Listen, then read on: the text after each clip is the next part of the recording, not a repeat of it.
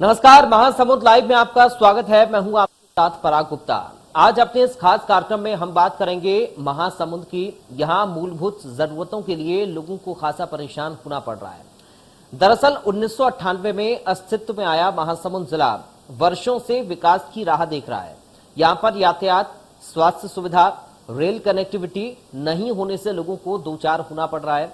और सिर्फ इतना ही नहीं, जिले में युवाओं के लिए रोजगार का भी अभाव है, जिसके चलते लोग पलायन करने को यहां से मजबूर हो रहे हैं। आपको बता दें कि महासमुंद जिले में 6 नगरीय निकाय हैं और 5 विकास खंड हैं, 4 विधानसभाएं हैं। बावजूद इसके यहां के लोग मूलभूत जरूरतों के लिए तरस रहे हैं। यातायात सुविधा का हाल यह है कि शाम 6 बजे के बाद यहां से यातायात नहीं रहता। आपको अपने निजी वाहन से ही आना जाना होगा। वहीं अगर रेल सुविधा की बात करें तो 5 ब्लॉक में से महज 2 ब्लॉक के लोगों को ही रेल की सुविधा का लाभ मिल पाता है। स्वास्थ्य व्यवस्थाओं की बात करें तो लोगों को छोटे छोटे इलाज कराने के लिए भी बड़े शहरों का रुख करना पड़ता है। अब ऐसे में सवाल यही है कि महासमुंद के हालात कब सुधरेंगे, आखिर कब विकास की गंगा इस जिले में बहेगी। आज इसी मुद्दे पर हम चर्चा करेंगे। हमारे साथ एक खास पैनल भी जुड़ेगा, लेकिन उससे पहले हम आपको अपने सहयोगी आशुतोष तिवारी की एक रिपोर्ट दिखाते हैं। ये का गठन 1998 में हुआ। 98 से लेकर आज 2021 यानी ये 23 साल लगभग होने को जा रहे हैं। लेकिन आज अगर देखा जाए तो महासमुंद जिले में मूलभूत सुविधाओं की काफी कमी है। और अभी हम यहाँ के बस स्टैंड में खड़े हैं, जहाँ शाम के 6:30 बजे के बाद एक भी बस यहाँ से जाने के लिए, आपको कहीं भी जाने के लिए नहीं मिल सकती है। रेल सुविधा भी है, लेकिन महासमुंद जिले में 5 ब्लॉक पड़ते हैं। 5 ब्लॉक में से 2 ब्लॉक को रेल सुविधा उपलब्ध है, बाकी 3 ब्लॉक को आज तक रेल की सुविधा नहीं मिल पाई है। बहुत चर्चित मांग यहाँ पे तुमगांव रेलवे क्रॉसिंग के जो तुमगांव ओवरब्रिज का है, उसकी भी अवधि तकरीबन 2 साल बीत चुकी है, लेकिन अभी तक ये बनकर तैयार नहीं हो पाया है। इस तरीके से तमाम जो मूलभूत सुविधाएं हैं वो यहाँ के जिले वासियों को नहीं मिल पा रही है। आज यहाँ सबसे पहले तो मूलभूत सुविधा है कि पेयजल की समस्या है। बस स्टैंड है, सारे यात्री गर्मी के समय या कभी भी हो पेयजल उपलब्ध नहीं हो पा रहा है। एक इन्होंने वहाँ मशीन चालू की थी, वो भी बंद पड़ी है। सिक्का डालने से पता ही नहीं चलता पानी। दूसरा, 6:30 बजे के बाद यहाँ से कहीं रायपुर जाने हैं, उसके लिए बस नहीं है। इधर झलप जाओ बस नहीं है, इधर बागबाहरा जाओगे बस नहीं है। महासमुंद जिले से अगर सपोज मान लीजिए आपको रायपुर जाना है, कांकेर जाना है, जगदलपुर जाना है, वहाँ के लिए बसें यहाँ संचालित होती है कि नहीं? डायरेक्ट यहाँ से कांकेर जगदलपुर के लिए बस संचालित नहीं होती। आपको रायपुर ही जाना पड़ेगा, रायपुर से बस बदलना पड़ेगा। ये कब से इस तरीके का बना हुआ है?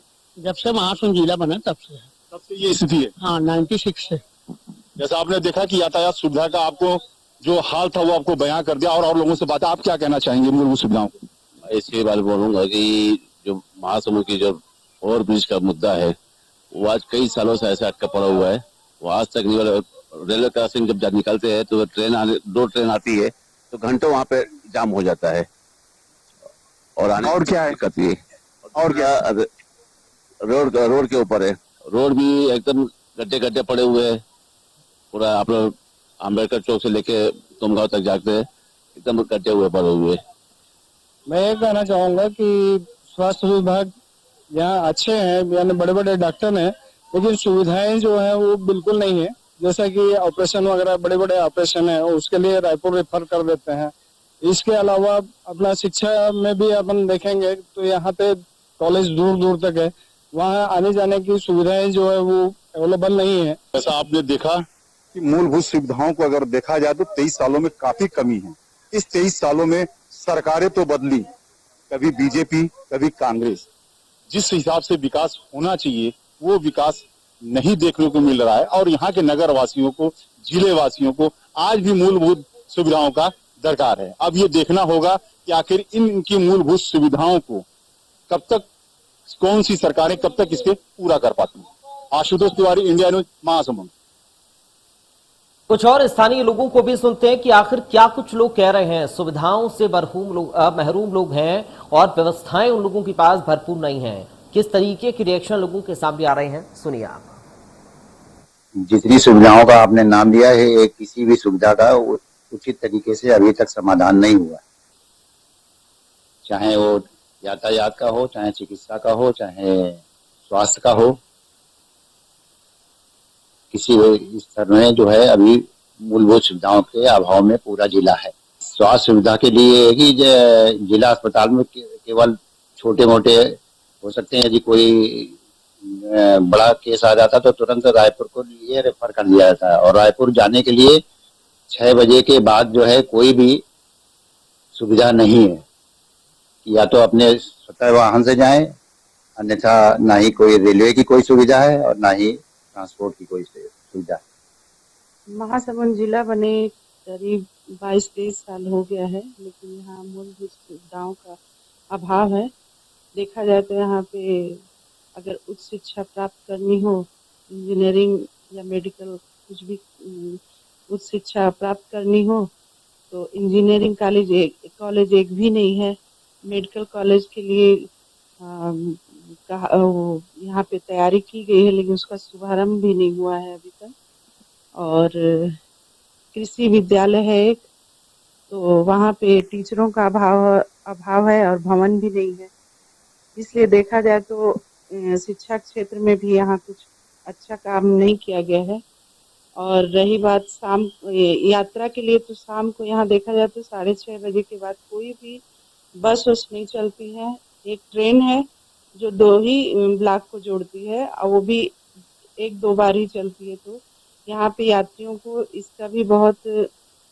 इसकी भी प्रॉब्लम होती है। वो अपने अगर निजी वाहन ना हो उनके पास तो नहीं जा सकते। तुम गांव क्रॉसिंग जो है वो बंद हो जाता है, तो ओवरब्रिज वहाँ भी जाना आना संभव नहीं। और मेरे साथ 2 खास मेहमान जुड़ गए हैं, सीधा आपका परिचय करा दूं। कांग्रेस पार्टी से नेता रश्मि चंद्राकर हमारे साथ मौजूद हैं। रश्मि जी, आपका स्वागत है इंडिया न्यूज में। हमारे साथ भारतीय जनता पार्टी से नेता रूप कुमारी चौधरी हैं। रूप कुमारी चौधरी जी, आपका भी स्वागत है इंडिया न्यूज में। रश्मि चंद्राकर जी, आप ही के साथ में शुरुआत कर रहा हूं। 4 विधानसभा वाले महासमुंद में इस तरह की दयनीय स्थिति आखिर क्यों है मैडम?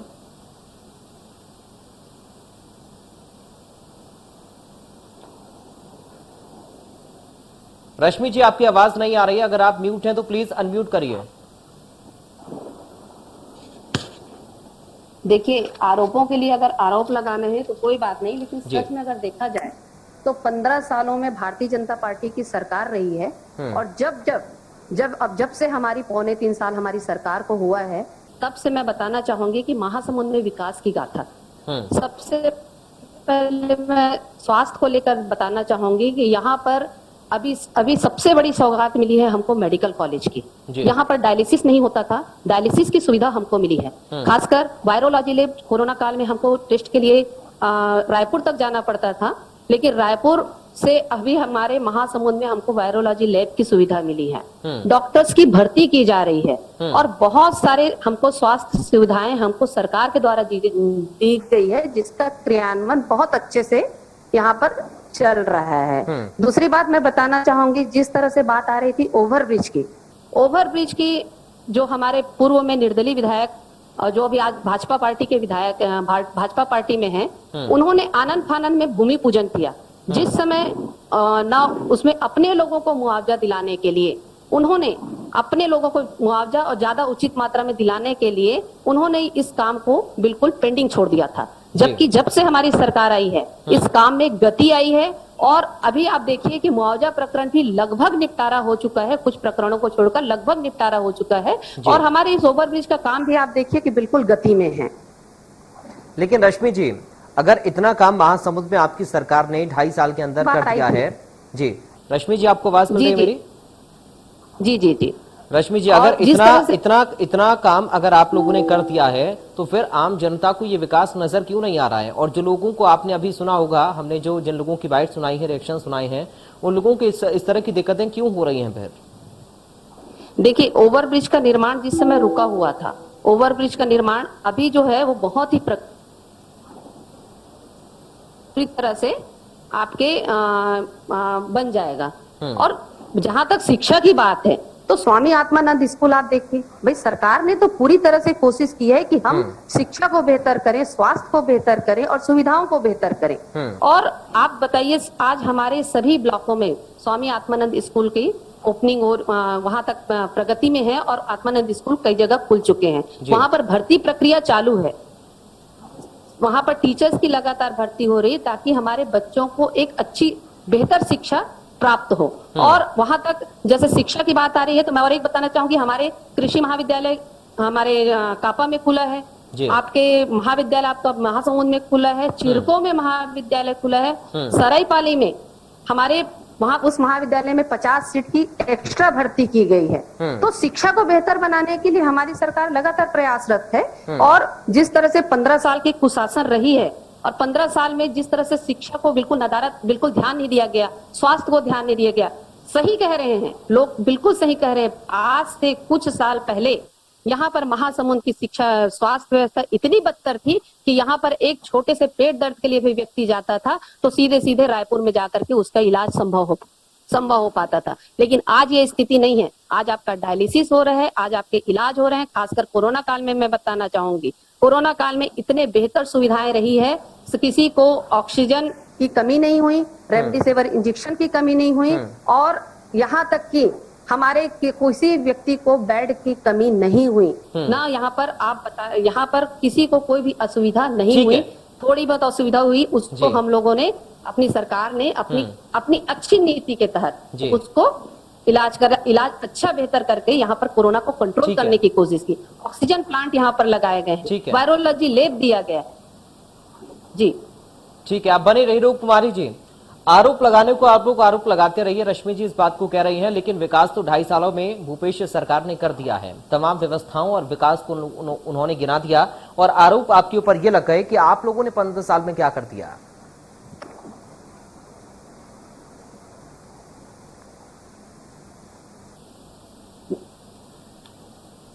रूप कुमारी जी, आपको आवाज मिल रही मेरी? जी जी जी, मेरी आवाज आ रही है? जी, आपकी आवाज आ रही है, बोलिए मैम। जी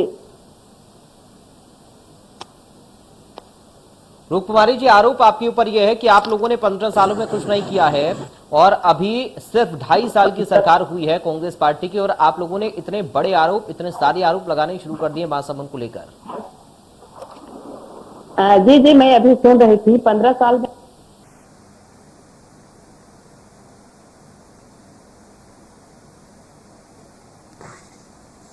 रूप कुमारी जी, आप बोलिए, आपकी आवाज आ रही है और ये थोड़ा डिले है। जी जी जी, मुझे आ रही है आवाज। 15 साल भारतीय जनता पार्टी की सरकार थी, डॉक्टर रमन सिंह की सरकार थी, तो जितने भी मूल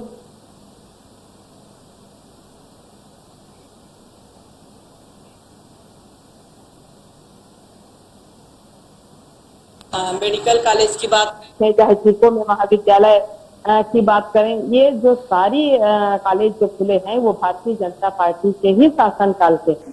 अभी तक इन्होंने इन 3.25 सालों में एक भी ऐसे मूलभूत के कोई काम नहीं किए हैं। अगर कॉलेज की बात करूं तो ये जो महासमुंद जिला है, जिसको देश के यशस्वी प्रधानमंत्री जी ने आकांक्षी जिला में शामिल करने के कारण आपका आवासीय महाविद्यालय यहाँ पिथौरा ब्लॉक के लोहरा कोट में हो रहा है, पिरजा में महाविद्यालय खुला है, और इस तरह से मेडिकल कॉलेज की भी जो सौगात है ये भारतीय जनता पार्टी की ही देन है। रही बात स्वास्थ्य सुविधाओं की बात कहें तो स्वास्थ्य सुविधाएं कैसे चरमरा गई हैं। कल की ही बात करूं, कल पिथौरा ब्लॉक के अंसुला में एक फूड पॉइजन होने से लगभग 70 लोग बीमार हो गए, जिसके कारण अस्पतालों में ऐसी अव्यवस्था फैल गई कि वहां पे किसी को बेड नहीं मिल रहे थे। ये पूरी तरह से चरमराई हुई व्यवस्था है। कोरोना काल में बेहतर सुविधा की बात जो कही जा रही है, आप कोरोना काल में देखिए कि एक सरायपाली ब्लॉक का एक मरीज जिसको वहां सरायपाली से रिफर किया जाता है महासमुंद में, चमरू सिदार करके एक आदिवासी व्यक्ति था, और उसकी डेथ हो जाती है। 1 सप्ताह तक उसके परिजन ये पूछते रहते हैं कि उनकी स्थिति क्या है, सुधार हुआ, कैसी स्थिति में है। उनको लगातार ये बोला जाता है कि परिजन की स्थिति में सीधे को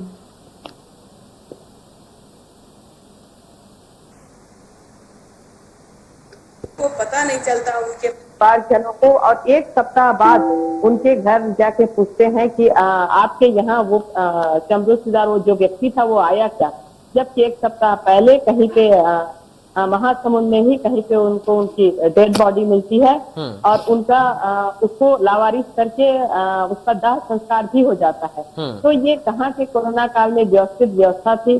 अगर अभी बोले तो मूलभूत के नाम पे इस 3.25 सालों में नरवा गरवा घुरवा बारी के नाम को छोड़ के कहीं कोई मूलभूत सुविधाएं नहीं हो रही है। ठीक है रश्मि जी, कोरोना काल में जी ठीक है, कोरोना काल में बाहर से लोगों को, जितने लोगों पैदल आपकी सरकार ऐसे मरने के लिए छोड़ दी थी कि सब जितने जो मजदूर हैं वो पैदल चलते चलते मर गए। क्या भारतीय जनता पार्टी को ये नहीं दिखाई देती? हमारी सरकार ने सब लोगों को लाने की व्यवस्था की, उनके खाने पीने की व्यवस्था की, उनको रोकने की व्यवस्था की, उनको क्वारंटाइन किया और जो व्यक्ति कोरोना पॉजिटिव आ रहे थे उनके इलाज की पूरी व्यवस्था की। यहाँ तक कि वैक्सीनेशन भी हमको फ्री देने की बात हमारी सरकार ने कर दी थी। कोरोना काल ठीक की है बात रश्मि जी, करें तो रश्मि जी आप एक बात मुझे बताइए, बेहतर सुविधाओं के लिए और विकास के लिए किसी भी जिले के, किसी भी प्रदेश के लिए बेहतर कनेक्टिविटी होनी चाहिए, लेकिन लोग ये कह रहे हैं कि साहब आप शाम को 6 बजे के बाद अगर घर से निकलेंगे तो आपको कोई साधन नहीं मिलेगा जाने के लिए। रेल की जो कनेक्टिविटी है वो बेहतर नहीं है, वहां पर रोजगार के साधन युवाओं के लिए नहीं है, इसलिए लोग वहां से पलायन करने को मजबूर हो जा रहे हैं। बिल्कुल, और ये सबसे ज्यादा पलायन तो हमारी मैडम जिस क्षेत्र से आती हैं, बसना क्षेत्र की, जहाँ की वो विधायक रही हैं और संसदीय सचिव भी रही हैं, उसके बावजूद वहां पर पलायन क्यों हो रहा था? वो तो वहां की विधायक रही थी, उस समय पलायन क्यों हो रहा था? बल्कि हमारे लोगों ने रोजगार मुहैया कराया है। और मैं आपको बताना चाहूंगी कि हमारे महासमुंद इस समय रोजगार गारंटी के तहत रोजगार देने में पहले नंबर पर आई है और हमारे लोगों को रोजगार मुहैया कराने के लिए बहुत सारी वैकेंसी निकली गई है। हमारे बच्चों को, उनको कौशल दिलाने के लिए अलग अलग ट्रेनिंग कैंप लगाए जा रहे हैं ताकि बच्चे सक्षम हो और उनको कोई रोजगार मिल सके, वो स्वयं का कोई कर सकते। तो हमारी सरकार तो लगातार पहल कर रही है, लेकिन आपके क्षेत्र से पलायन खूब होता है। आपके क्षेत्र में आप संसदीय सचिव भी रही हैं, तो उस समय वहां पर आपकी सरकार रही है, तो पलायन को क्यों नहीं रोका गया? बल्कि हमारे लोगों को तो पलायन करे हुए लोगों को ला करके क्वारंटाइन करके उनको रोजगार देने का काम हमारी सरकार की है। और छत्तीसगढ़ में अभी नंबर 1 में हमारा महासमुंद रहा है जिन्होंने रोजगार के तहत, गारंटी के तहत रोजगार दिया है। इतनी सारी चीजें। दूसरी बात मैं बताना चाहूंगी कि जी, जहां तक सड़क रेल की बात है, इसकी मांग पहले भी हुई है कि यहाँ पर रेल सुविधा को बढ़ाया जाए और इसकी मांग गई है। यहाँ के विधायक ने भी और यहाँ के लोगों ने भी एक मांग की थी, इसकी मांग गई है और देखते हैं वो जैसा भी होगा, क्योंकि हमारी संवेदनशील सरकार है। संवेदनशील सरकार सदा चाहती है कि इस क्षेत्र के लोगों को, यहाँ के लोगों को कोई असुविधा न हो और मुझे उम्मीद है कि इस मांग को भी, एक बहुप्रतीक्षित मांग जो है, इस मांग को भी जल्दी से जल्दी इसको पूरा कर लिया जाए। ठीक है रूप कुमारी जी, एक फाइनल कमेंट आपका मैं चाहूंगा इस पर। तमाम सारी व्यवस्थाएं सरकार कर रही है, अगर आप लोगों को ऐसा लग रहा है कि व्यवस्थाओं की कमी है तो आप लोग आवाज उठाइए, उतरिए सड़कों पर और एक मजबूत विपक्ष होने के नाते जनता को सुविधाएं दिलवाइए। और अगर आपकी जिला स्तर पर नहीं सुनवाई हो रही है तो शासन स्तर पर जाइए आप। एक बात और मैं बोलना चाहूंगी, जहां तक पानी की सुविधा की बात आई कि घर में पानी, स्वच्छ पानी नहीं मिल रहा है, मैं इसके लिए आपको बताना चाहूंगी कि 2020 और 21-22 में शहर और ग्रामीण में हमारी सरकार ने जो हर घर में स्वच्छ जल देने के लिए, नल देने के लिए एक योजना बनाई है, जिसके तहत ग्रामीण और शहर के हर घर में स्वच्छ पानी का वितरण किया जाएगा। ठीक है रूप कुमारी, इससे बेहतर सुविधा, स्वास्थ्य, ठीक है मैडम, और ठीक है जी, ठीक है। एक फाइनल कमेंट समय का है, रूप कुमारी जवाब दीजिए बहुत जल्दी से। जी साहब, आप देख रहे हैं कि जो स्वच्छ पानी देने की बात जो आई है वो भी केंद्र सरकार की योजना है, हर घर को पानी मिले। शौचालय की योजना हर घर में, मैडम 15 साल में क्यों नहीं किए? 15 साल में पहले कर लिए रहते हैं। हमारी सरकार के आप जो उस चीज को आपने ठीक है, समय की कमी है, समय की कमी है, इसलिए मैं इजाजत आप दोनों से चाहूंगा। बहुत शुक्रिया आप दोनों का चर्चा में शामिल होने के लिए। मुद्दों पर सियासत हो रही है, होनी भी चाहिए, लेकिन आम जनता इनसे महरूम ना रहे, ये सबसे बड़ा सवाल है। अगर विकास के काम हो रहे हैं तो धरातल पर दिखने भी चाहिए। अगर विपक्ष सवाल उठा रहा है तो वो मजबूती भी दिखनी चाहिए। आम जनता को सारी सुविधा मिले, कोई व्यवस्थाओं की कमी जो वहां पर नजर आ रही है आम जनता को, उनमें कम से कम सुधार हो, उम्मीद हम यही कर रहे हैं। फिलहाल के लिए दीजिए इजाजत, आप बने रहिए। मध्य प्रदेश छत्तीसगढ़ की हर खबर सीधे आपके मोबाइल फोन पर, सोशल मीडिया के हर प्लेटफॉर्म पर है। इंडिया न्यूज मध्य प्रदेश छत्तीसगढ़, अभी सब्सक्राइब करें हमारा चैनल और पाएं मध्य प्रदेश छत्तीसगढ़ की पल पल की खबर।